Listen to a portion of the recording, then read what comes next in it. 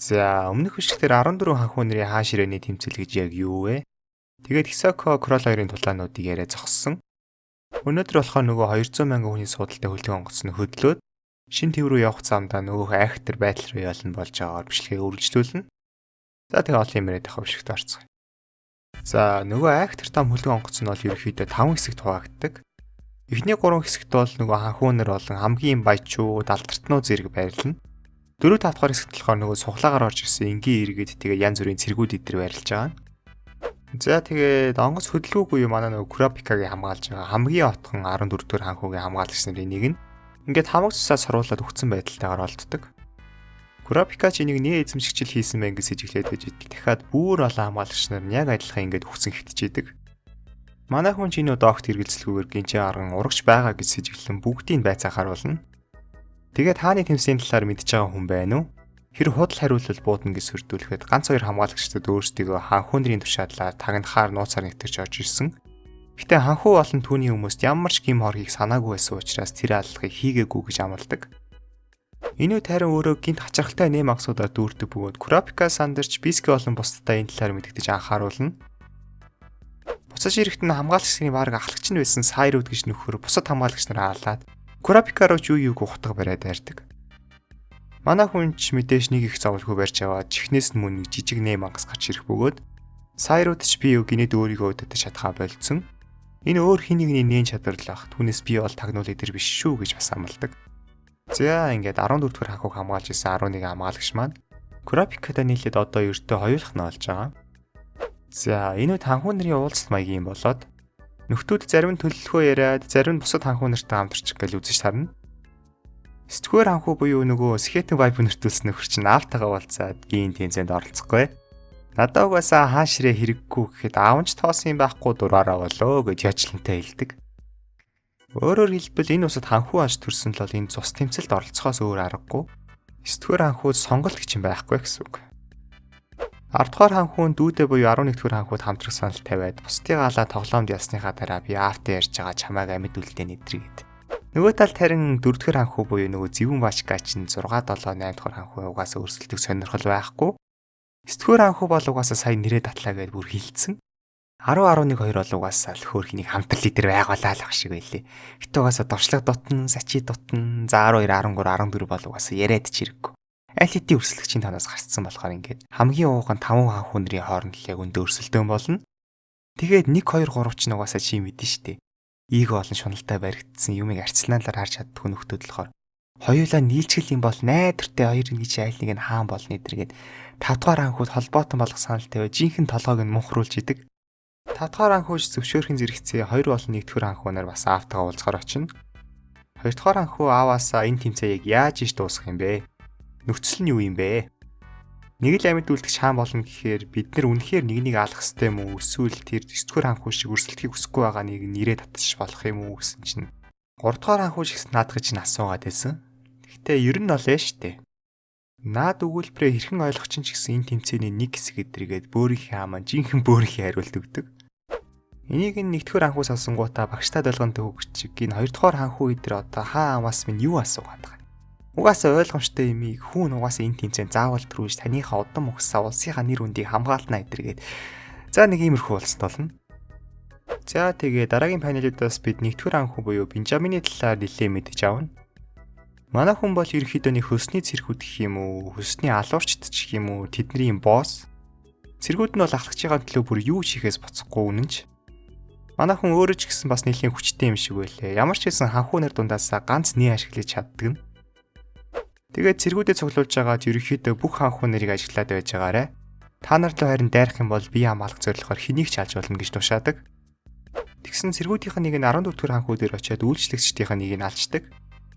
Курапикаг ойртоход энэ чинь би аргагүй хамгаалтаар алдсан юм аа.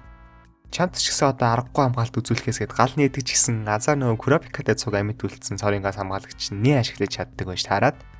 Манай хоёр ч хатан ханхуу хоёроо хамгаалаад цэргийг ч гэсэн амьдаар нь бариад мэдээ салах гэж оролдогч. Өнөөг чинь шууд хор угаад амиа оролцно.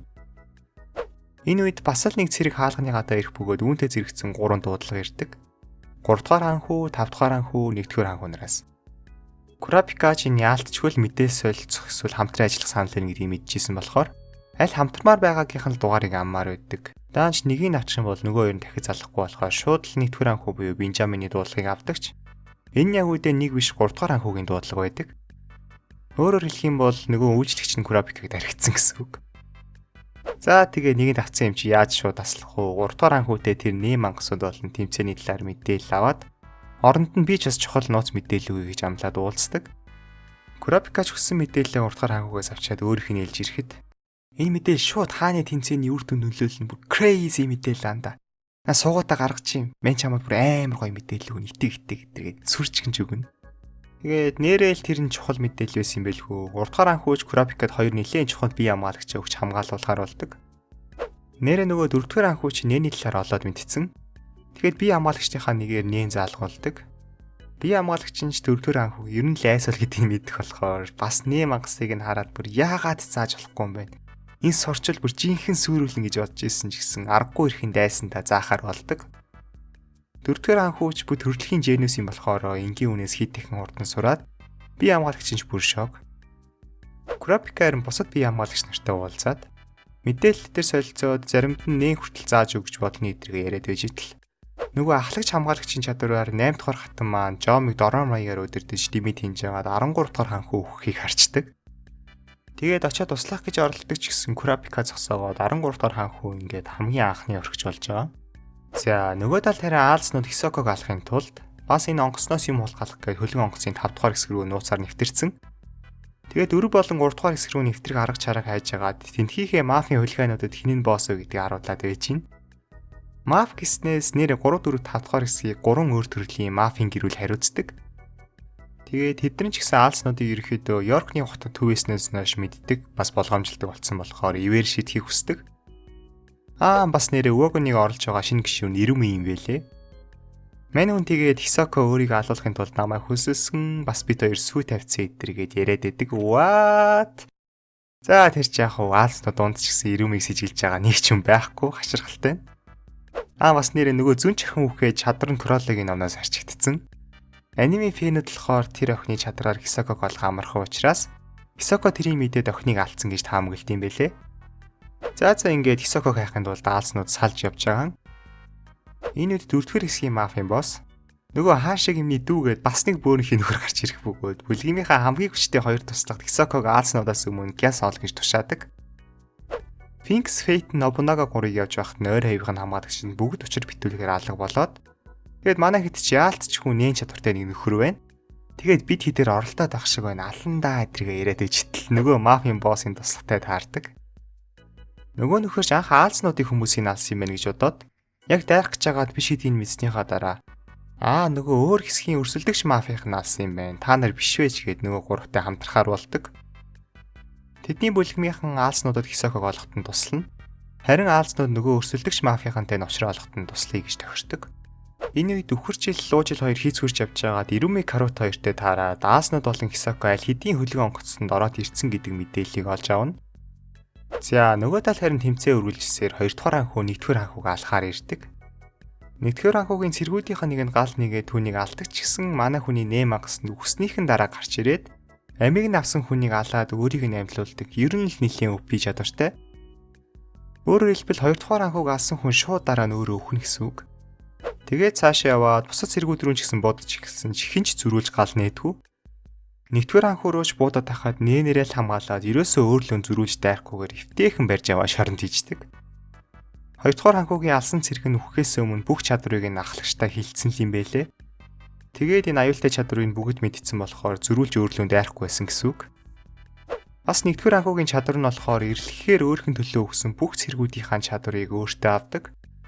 Тэгэхээр түрүүн өгсөн цэргийн чадвар ч гэсэн Бенжаминд очсон гэсэн үг.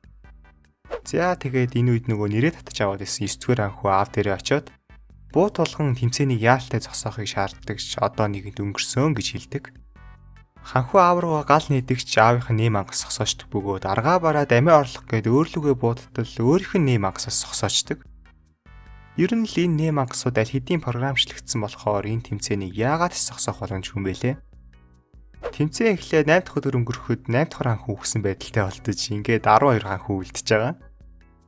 Харин энэ үед нөгөө айсаал 4 дахь анхуу аль хэдийн нээн сураад бүр өөрийн гэсэн нэм ангас үүсгэсэн байдаг. Ингээд цаа чи нөгөө ваарнаас гарч ирсэн өөрийг нь хамгаалдаг сахиус нэм мангас бас өөрийнх нь үүсгэсэн нэм мангас гээд хоёр хамгаалагчтай болчихж байгаа гэсэн үг. За ингээд part 2-оо дуусах уу да. Хэдүүлээ chapter 384 хүртэл явуулчлаа. Одоо 16 chapter үлдсэн. Энийг part 3 дээр ярих гэж бодож байна. За сая би 30 chapter буюу бараг 30 ангийг 10 минутанд ярих гэж хичээсэн болохоор бүр нилээн л товчлоо. Жижиг үйл явдлуудыг бол бүр маш тавчхан, заримыг нь бүр ярихгүй хаяад аниад явцсан. Тиймээс хэрэг та илүү амттай уншиж, мангагаа илүү их мэдэрмээр байгаа бол өөрөө хайгаад уншсан дээр гэж зөвлөе. Гэтэ яг уу анимыг нь үзэх гэж хүлээх хоорондоо зүгээр те. Хорхоогоо дарах зорилгоор юу болдгийг л нэг хальт мэдчихье гэж бодож ивэл манай бичлэгийг үзээрэй. За тэгээд хэрв та намайг дэмждэг бол эсвэл аним манга сонирхолтой бол манай группт нэгтээрэй. За тэгээд баяа.